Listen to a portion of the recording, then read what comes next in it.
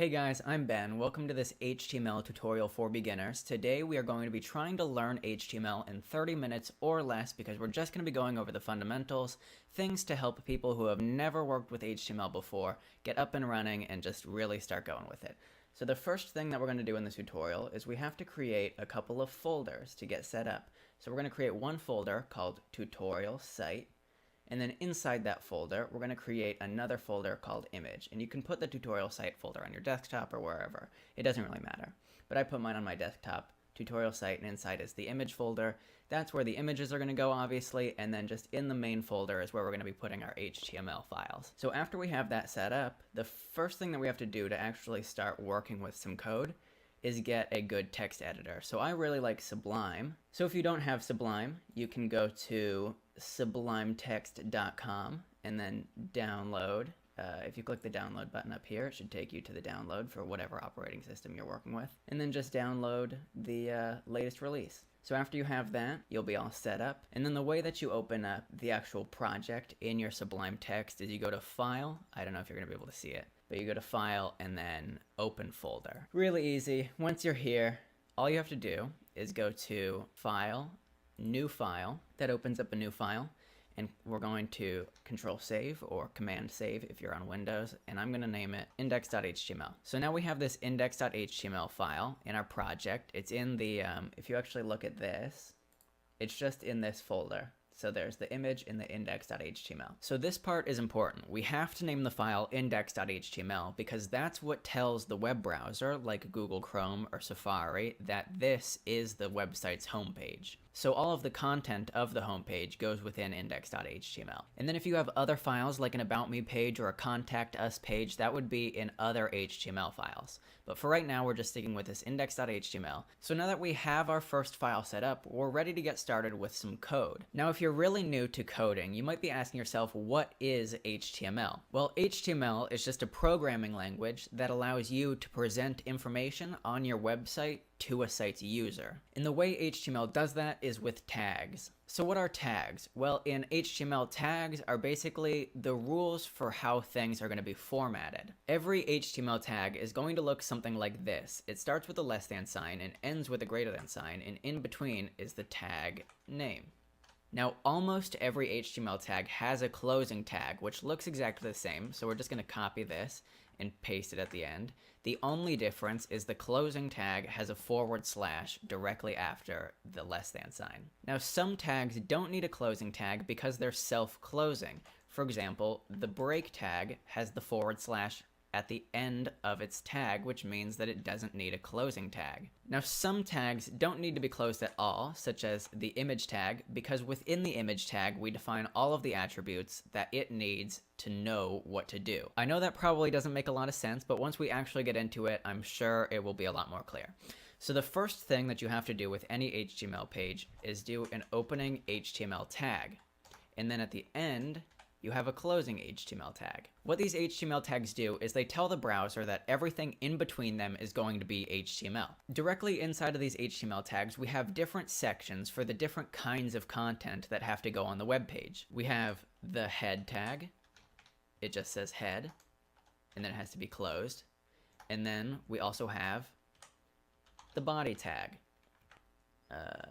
And the body tag has to be closed. Know that HTML5, which is the newest version of HTML, expands on these tags in practice by adding some more semantic tags for sections like your header and your footer inside of the body tag. But we're going to be covering HTML5 in a different video. So what are we going to actually be putting in the body tag? Well, inside the body tag is where we actually put the contents of our website. So if we look at any website, like YouTube, for example, everything that we're able to see is elements within the body tag. So everything that goes within the body tag is things that people on the website can see. Things that are inside the head tag are things that only the web browser can see. So what actually goes in the head tag then? Well, inside the head tag is where you put the information that the browser is going to use to understand what's on that page. This is stuff like the title and the description of the site. So most of the time, Google uses this information for their search results. So you see, with this result, the title is YouTube, and the description is enjoy the videos and music you love, blah, blah, blah, blah, blah. With this one down here, the title is YouTube Android Apps on Google Play, and the description is Get the Official App. That's all stuff that you put within the head tag and that Google uses in its search results and to understand what's on the actual web page. Also, inside of the head tag is where we would be including our CSS files if we wanted to add some more style to our pages, and our JavaScript files if we wanted to add some more functionality to our website. But for now, let's just worry about the title tag. So all we do is we create a title tag. And here's where we put the name of the site. So let's just go with site name here.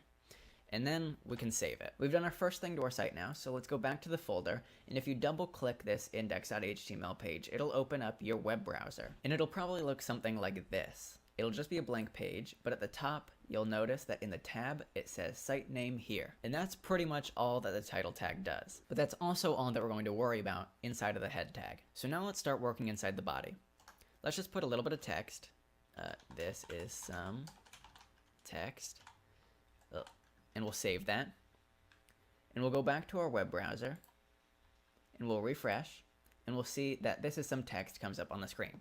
So now we've added our first text to our web page, but it doesn't look very nice. I think it would look a lot better if we added some style to it. So the first set of styling tags that we're going to be taking a look at is the heading tags. And what these do is basically just turn your text into headings within your page. So you might have the main heading, that's the title of the web page, and then a subheading that for all the different sections below it, like about us and our products and that kind of stuff. So let's explore what the heading tags do. There's actually 6 of them, but they're very straightforward, and all they do is just change the size. So we have an H1 tag and a closing H1 tag, and then let's copy this, and we have 6 of them.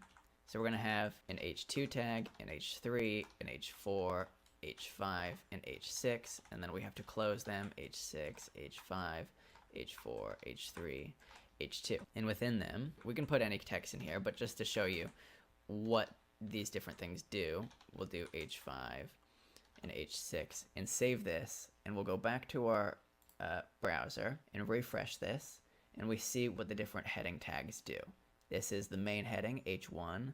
H2 is slightly smaller, H3 is slightly smaller, slightly smaller, slightly smaller, all the way down until H6. So most of the time you're just going to be using probably H1 through H3, but 6 H tags do exist in case you want to use them. An important thing to remember is that you don't want to use these heading tags if all you're trying to do is make text bold. So if we want to make our text bold, we'll go back to our code and start with the B tag. B for bold. But there's actually another way to make text bold, which is strong. And we'll see what these two things do. Not string, strong. And we'll save that. Now let's go back to our web browser and refresh that. And we see bold and strong, and they look almost exactly the same. Now there's 2 different tags for making text bold, but most of the time you're actually going to want to use the strong tag because it actually conveys more information than just the fact that the text is bold to your web browser. For instance, if someone who's blind is going to your website, their interpreter isn't going to be able to tell the difference between bold text and non-bold text, but it will understand that strong text is meant to be emphasized. Now, in addition to the bold and strong tags, if we want to make text italicized, let's work with the I tag, I for italicized, and we'll save that. And we'll see what that does. So we see it just adds a little bit of italic text. Now there's a few other things that we can do, but pretty much the only other one that we're going to use is the U tag for underline. If we save that, surprise, surprise, it will underline the text. Now, as I just said, there are a ton more formatting tags that you can look up, but they all basically work exactly the same way. Basically, you can superscript or subscript things with super and subscript tags. You can strike through things with del tags.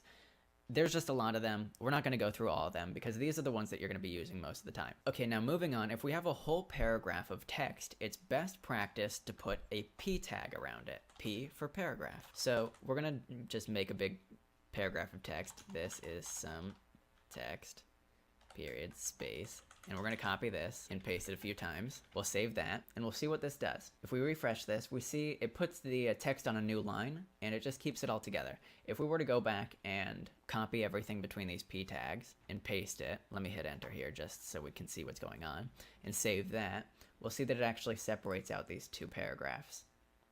Unlike it's been doing with the bold, strong, italic, and underline. Even though we put this code on different lines, it put them all in the same line because we didn't put a paragraph or a break after it. So we're going to look at what the break tag does right now. So the paragraph tag adds a bit of space in between every paragraph, and sometimes you don't want that. Sometimes you just want to move text from one line onto another line. And with that, we use the break tag. I already talked about it earlier. It's self-closing, so you just do BR space / inside of the less than and greater than sign.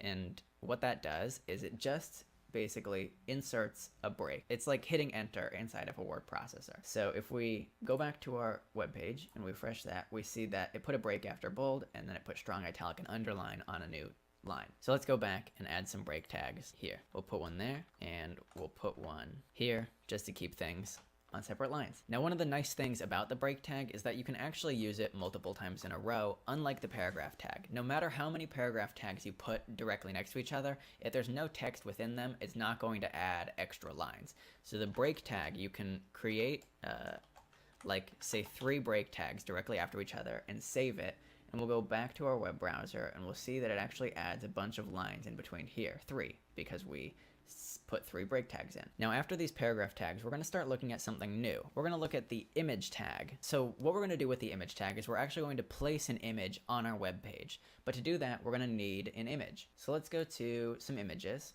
I like this cat, so let's download this guy. Save image as into, we'll go to our desktop and into the tutorial. And I'll save one outside of the image. Image 1, we'll save that, and we'll get another one. Let's get this Wally guy, and we'll save the image as inside of image, and we'll call it image 2, and we'll save that. And then the last thing that we want to do is, just for another example, let's go to open image new tab. So now we're going to look at the different ways to include images. I mean, it's pretty much all the same way. You start with an image tag, but then the image tag doesn't have a closing image tag, so we have to put everything that the browser needs to know what we want to actually put on the page within the tag itself. So we do that with attributes. Some tags have attributes, not all of them do. For instance, H1 tags usually don't have attributes, but image tags always have attributes. So image tags start with the source attribute, and the source attribute is what tells the browser where the image that we're trying to link to is. And then it has the alt attribute, which says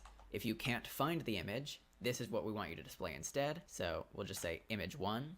That's just the name of the image. So now we're going to try to include the image. There's 2 different ways to link to an image from an image tag. There's absolute links and there's relative links. So we're going to start with a relative link. So what a relative link is it just links to a file within kind of the same folder system. So since we have this image 1 directly next to our index file, all we have to do in our code is in the source attribute, just put image1 dot JPEG. And if we save that, we should be able to go back to here and refresh this. Oh, and we messed something up. So I realized what I did wrong. HTML is really picky. So I had JPEG as the file type, when in actuality, the file type was just JPG. If we go back here and we refresh the page, we can see that the cat gets placed in like we expect it to. So we just linked from this file to this file. But if we're trying to link from this file to the file in the images folder, we have to do something else. So let's go back to our code and copy this line and paste it. And we're going to change this to image 2, and we're going to change this to image 2. But if we save this and we go back to our browser, we'll see that it's not going to work like it didn't previously. It's just going to put the image 2 there. So what we have to do to link from this file to the file in this folder is start with the folder name in our relative link path. So what we have to do to get to the image2 file inside of the image folder is say image first. So this is the name of the folder that we're entering, and then we're looking for the image2 file inside of that folder. So if we click save and we go back to our web browser and we refresh it, we see that it's working. So let's go back to our code and let's just put a break tag here. The last way that we can do this is we can paste this again. We can change this name to image 3. And now in the source, if you don't have the image in your folders, you can actually link to an image somewhere else on the internet just by defining an absolute path. So the way that we get our absolute path to the image is we go to the actual image that we're trying to include and we get the URL and we just copy that and we go back to our code and we just paste it inside of the source. And if we save that and we go back to our browser and back to our page and refresh it, we'll see that it has the full image. Now this image is a little big for my taste, so what we're going to do now is we're going to define a width and height attribute for this image. We can remember that we've defined a source attribute and we've defined the alt attribute, so width and height is as easy as putting in a new attribute, one called width and setting it equal to something, and then another one called height and setting it equal to something. Now this can be set either equal to a percentage of the original file size or just a pixel. So if we set it to 100 pixels by 100 pixels, it's gonna shrink it down, but not in a way that's gonna look very good. So we saved that. Let's go back into our web browser and refresh it. And what it did is it just stretched it. It just shrunk it down because it was wider than it was tall. It compressed it. Now it looks really weird. So what we might actually want to do instead of using absolute like pixel amounts is setting it as a percentage of its original file size. So we can do that just with a percentage. So let's change this 100 pixels to 10%, and we'll change the height to 10% as well. And we'll save that, and we'll go back to our browser. And we see that that looks a little bit better because it's the right width. It's just really small. So let's maybe make it 40%. I think that looks a little bit better. So now let's just go back to our code, and we'll put another break tag after this image, and we'll put a break tag after this image. And now we're going to move on to something new. We're going to be moving on to links. We can link from one page on our site to another file or another page on a different site. So if we want to make a link, the way links work is with an A tag. I'm not sure why it's an A tag, but an A tag also needs a closing A tag. Now in between the A tags is where you put what you want to act as the link. So if you just want it to be text, you can just put this is a link. And we have to, in the A tag, give it an attribute of href. And what this has to be is just like the source attribute of the image file, it has to be either a relative or an absolute link to a website. So if we put in https://google.com and save that, and we go back to our web browser, we'll see that it became a link, and if we click it, it takes us to google.com. That's pretty nice. And that's an example of an absolute link. So now we want to make a relative link. So let's go back to our code and let's make a new file by going File, New File. And that's going to open up a new thing here. And we're going to save that and call it file2.html. And we're going to save that. And basically where it puts it is right where it was before. Next to index, we have file2.html. So we're going to go back to our code and let's just copy everything that we've worked on so far and copy it. And we'll paste it here. And then everything inside the body, we can just get rid of all of this because we're just working on another page. And we'll, in here, call this page 2. And we'll just say page 2 here as well. And we'll save that. And now in here, we want to link from page 1 to page 2. We're going to copy this A tag and paste it. But instead of this absolute path to google.com, we're just going to make a relative path to that other file. And the file name was file2.html. And if we save that, actually let's change this to file2. Save that, and let's go back to our web browser. We'll see if we click file2, it takes us to page 2, and we can go right back. So now what we can use this for is for a little site navigation. It's not going to look great, but let's just do this really quickly. Let's copy this. Let's go into our code and copy this file2. We'll cut it actually, and we'll put it on the first line inside the body tag. And then we'll go to here, and on the first line inside the body tag, we'll paste it again, but we'll just change it to / and we'll change this to home, and we'll save that, and we'll go back and we'll save this, and we'll go back to our website and we'll refresh it. And if we go to the top, we can click file 2, it'll take us to file 2, and we can click home and it'll, not do what we want. So the reason that didn't work is because I linked to the root directory. This would work if we were working on a actual website that was being hosted on like an actual live server, because what I did was I linked to the root directory with this / that should take us back to the very core of the website. And since the web browser knows that it's looking for index.html as its homepage, it would have taken us straight to index.html. The reason this didn't work is because I'm just hosting it on my machine, and the root directory of the machine is not the root directory of the website that we're working on. So what we want to do is actually just change this back to index.html, and that'll give us what we actually want. So let's save that. And if we go back to our web browser and we go back here and then we click home, it'll take us back. So we go file 2 and back to home and back to file 2 and back to home as many times as we want all day long. And what we could do now is we could just create, like we could hit a space and put another file up here and a space and another file up here and create just a really rudimentary navigation, like site navigation for our website. Now another interesting thing that we can do with links is the text inside of the link doesn't actually have to be text. So let's go here and let's delete this and let's copy this image. We'll cut it actually, and we can get rid of this break, and we can paste the image inside of the A tags. And when we save this, we'll notice that when we go back to our web browser, that if we refresh, this image becomes the link to Google. So you can click on this image to go wherever you want. You can just set the image to be the link. So let's go back to our code now. And now what we're going to be moving on to is lists. There's two kinds of lists. There's ordered and unordered lists. So ordered lists use the OL tag for ordered list, and then you close it. And then an unordered list uses, you guessed it, a UL tag for unordered list.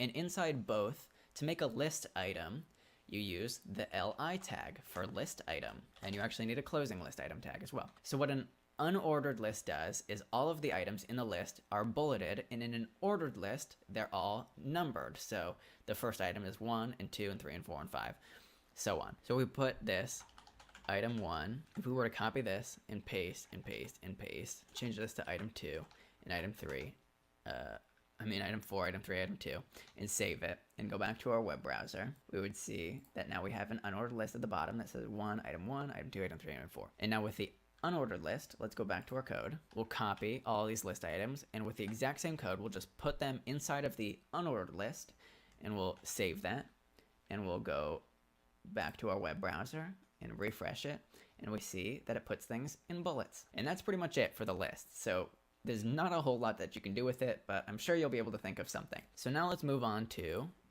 something else. Another way of displaying information kind of in a list is with tables. So tables is kind of a way of displaying information like you would in like an Excel spreadsheet. It has rows and columns and cells with the information in it. So let's just set that up.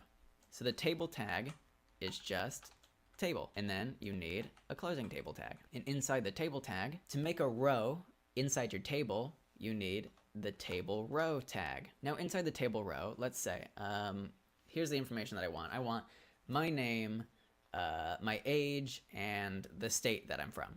So we'll do Ben 20, California.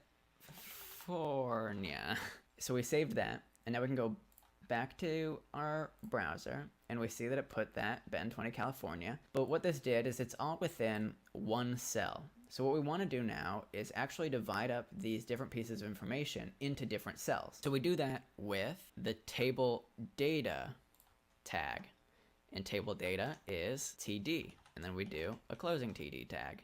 We can put that on a new line and put a TD and a closing TD tag, and on a new line again, and finally last TD and the last closing TD tag.